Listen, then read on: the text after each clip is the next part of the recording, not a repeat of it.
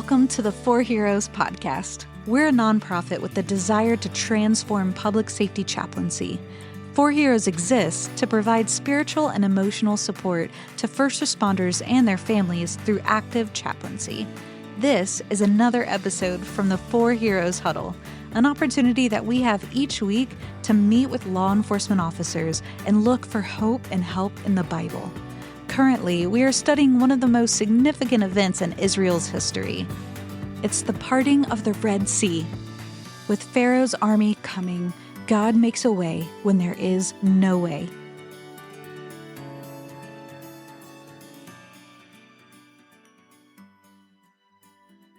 I'm so glad that you guys are here. Happy Monday. Love starting my week with y'all here. Have you ever heard the phrase, comes from a great song, God makes a way where there is no way. God makes a way where there is no way. I don't know for certain that the person who wrote that phrase was thinking about the Red Sea crossing, but that makes sense to me, that he may have been thinking of that when he wrote that lyric. That's where we're at today. Let me tell you, this is exciting stuff. We're playing the hits. This is on God's Greatest Hits album. The Red Sea crossing, that is the number one act of redemptive history in the Old Testament. It's beautiful, it's amazing, and I don't want to prolong. So I'm going to read from verse 18 of Exodus 13. God led the people around by the desert toward the Red Sea. So here's the thing that you may or may not know about the Israelites going to the Red Sea. There was a shorter way. It avoided the Red Sea, went up by the Mediterranean Sea, and you'd be to Canaan in like 2 weeks. That's not the way they went. And it wasn't because they made a mistake or an error in judgment. They just followed God, and this is where he took them. Remember when they came out of Egypt, God wants them to know that he is there, that he is present with them. So you and I, we've never seen this pillar of cloud by day and fire by night. But if you were an Israelite, get used to it because you're going to see it for the next 40 years. It is God manifesting his presence with them and showing them where to go. You don't have to have a GPS or a map or a good sense of direction. All you have to do is follow the cloud by day, follow the fire by night. If it backs up, you back up. If it goes left, you go left. If it goes right, you go right. And if it goes forward, stay after it. Stay after it. Stay after it. So it's God that brings them to the Red Sea. This is important because if you go north of there, there's a huge Egyptian fortress. If you go south, well, you're just in the desert and you're going the opposite direction of Canaan, and the Red Sea gets wider and wider and wider the further south you go. If you go west, well, you just go back to Egypt. If you go east, you go into the sea. You're like caught in this dead end. There's no way out. A sea that we can't get through on one side, and so we're about to discover an army that we can't defeat on the other side. No way up, no way out, no back door. You're up the creek between a rock and a hard place, boxed in, backed up against the wall. You know where that phrase comes from? It comes from when, they line you up in front of a firing squad and your back's up against the wall and you have no place to go. I mean, this is the end. This is how your story ends. There's no way out. Literally, there is no way. God is a way maker who makes a way when there is no way. So what are you going to do? You can't cross the Red Sea until you come to the Red Sea. Meaning God can't bring you through it until God has brought you to it. What they're about to discover is that this test is going to be a testimony that they're going to sing about and talk about for generations and generations and generations. But you better buckle up because now you hear thunder. The thunder's coming from the west, except it's not thunder. If you look back to the west, at the western horizon, there's clouds building, rising. It's not a storm. It's the Egyptian army, thousands of them. Egyptian war chariots had a driver and 2 fighters on each one, so three to a chariot. And these guys on horses, and these guys approaching by foot in the infantry. Here they come. What are you going to do? You can't go north, you can't go south, you can't go east, and now these guys are coming from the west. What are you going to do? Exodus 14 says the people were terrified, and they cried out to the Lord. It wasn't just that they got terrified and they cried out to the Lord, they got real mad. They got real angry and anxious, and they turned on Moses. They said this: was it because there were no graves in Egypt that you brought us to the desert to die? Man, salty, ugly. It would have been better to stay and serve the Egyptians than to die in the desert. And Moses answers. He maybe doesn't say what he wants to say. Instead, he says what he needs to say. Because I'm sure, what he wants to say is probably not repeatable. What he does say is, do not be afraid. Stand firm, and you will see the deliverance of the Lord will bring you today. The Egyptians you see today, you will never see again. The Lord will fight for you. You need only be still. I mean, if God brings you to a wall, it's His job to bring that wall down. If God brings you to a door, it's His job to open it. If God leads you to a sea, it's His job to split it so you can walk across. It requires incredible faith to stand still when the enemy is breathing down your neck. And maybe you can relate to that. You feel like, man, there's something I need to do. There's something I need to do. And sometimes the only thing to do is just to be still. Be still for a minute. Be still and know that He is God. Be still and know that your deliverance is coming. But that's not all that faith is, because faith is also action. It's about moving forward. You're at the Red Sea, but God's giving you a green light to cross over. He has made a way where there is no way.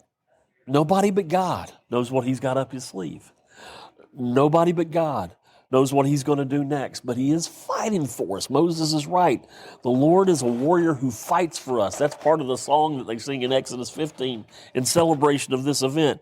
He's fighting for my freedom, fighting for my liberation, not only from slavery in Egypt, but my liberation, my freedom from slavery to sin and to self.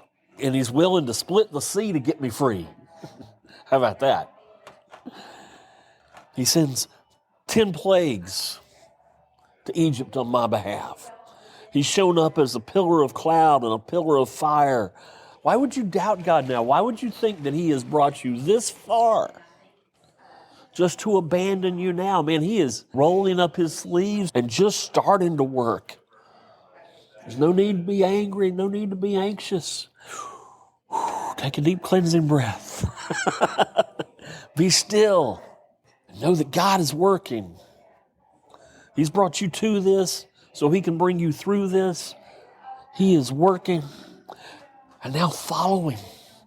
This is when it happens. Moses stretches out his hand over the sea. And all that night the Lord drove the sea back with a strong east wind and turned it into dry land. The waters divided, and the Israelites went through the sea on dry ground with a wall of water on their right and on their left.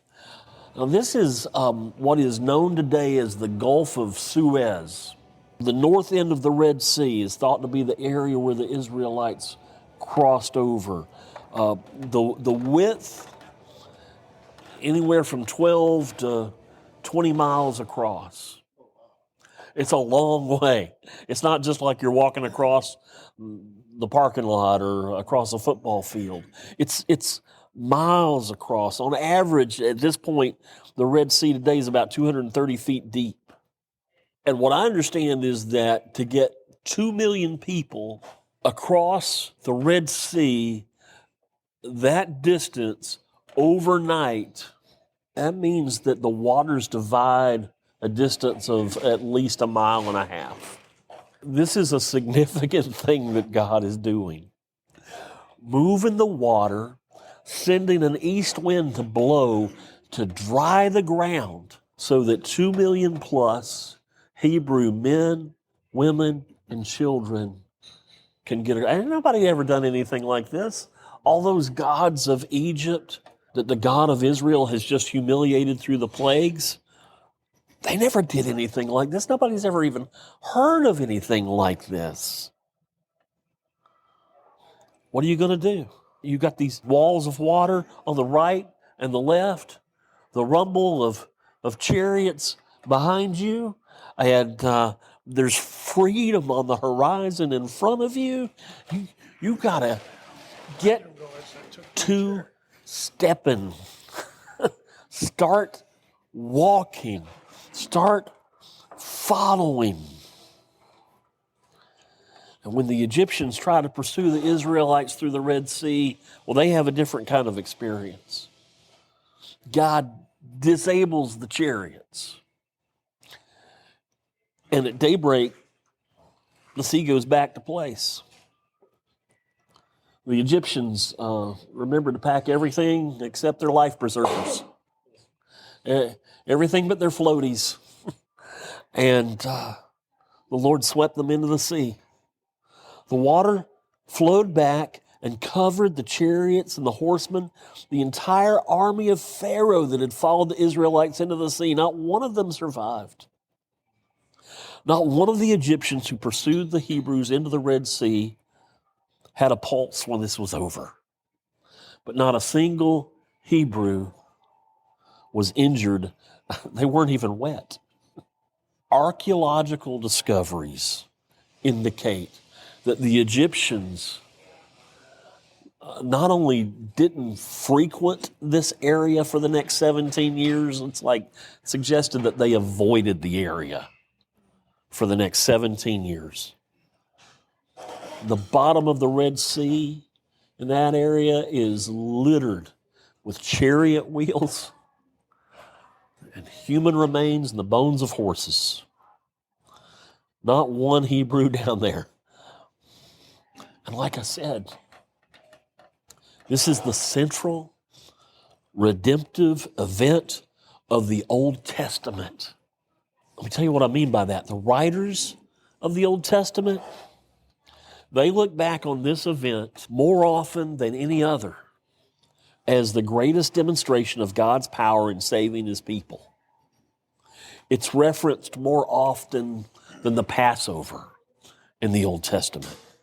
Mentioned in 4 other Old Testament books. One of my favorite occasions is 40 years later. 40 years later, Hebrew spies are in Jericho and they're hidden by a prostitute named Rahab, a pagan prostitute named Rahab, who beautifully finds her way into the lineage of Jesus. Rahab says to these Hebrew spies, "We have heard how the Lord dried up the water at the Red Sea." This pagan prostitute in Jericho, so far from the Red Sea, is still talking about this event 40 years after the event. It was a big deal. I mean, if Twitter had existed, people would be tweeting about it. If TikTok had existed, there would be TikToks. It would be on the gram. It would be on the Facebook. It would be everywhere. It is the first time an entire nation came out from under the bondage of another nation without drawing a sword or wielding a spear or firing a single shot. And I love it because it tells our story too. We were trapped in a dead end called sin, pursued by an enemy called death. It looked like there was no place to run. God held a staff in the shape of a cross. With his only son on it, he raised the staff and parted the sea of sin and led us safely to the other side while he crushed death in our wake. That's good news. That's why they call it the gospel. It's good news. It's also good news to know that sooner or later, you're going to have to cross an uncrossable sea. God's going to bring you to it so that he can bring you through it. Sooner or later,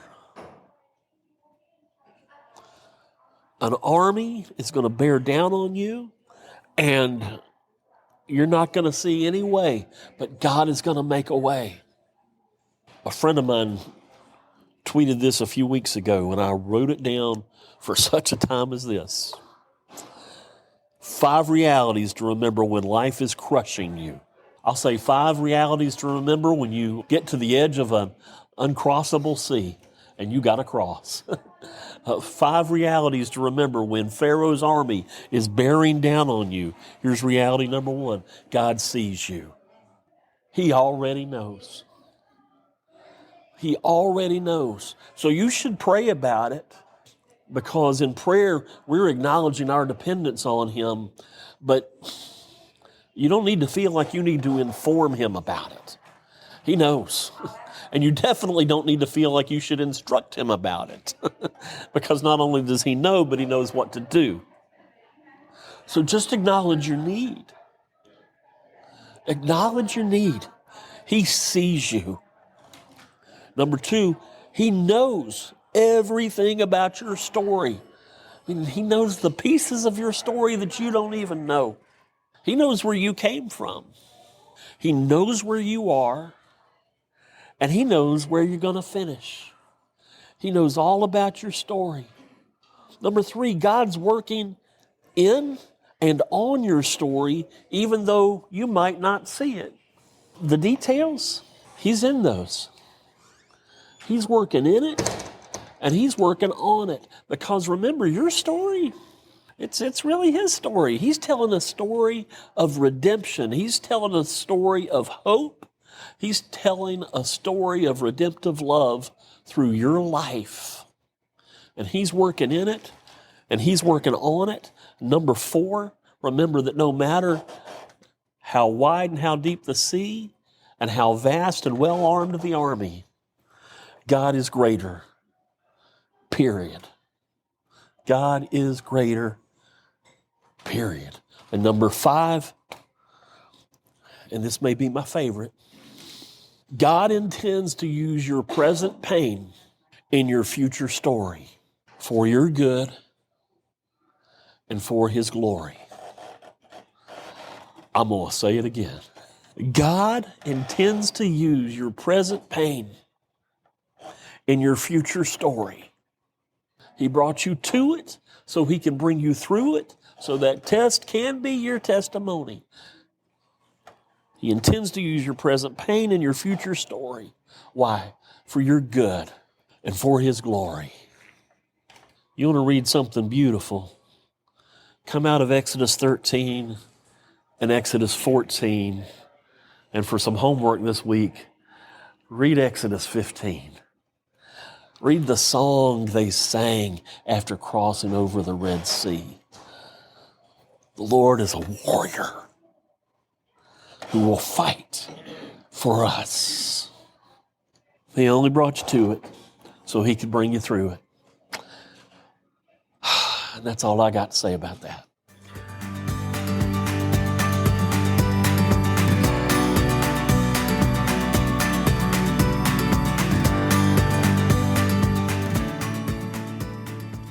Thank you for listening to the 4Heroes podcast.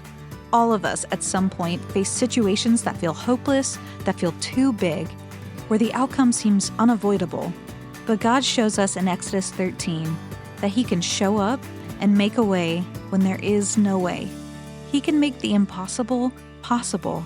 And just like He fought for His people then, He is still fighting for us today. This Red Sea parting God loves you and is on your side.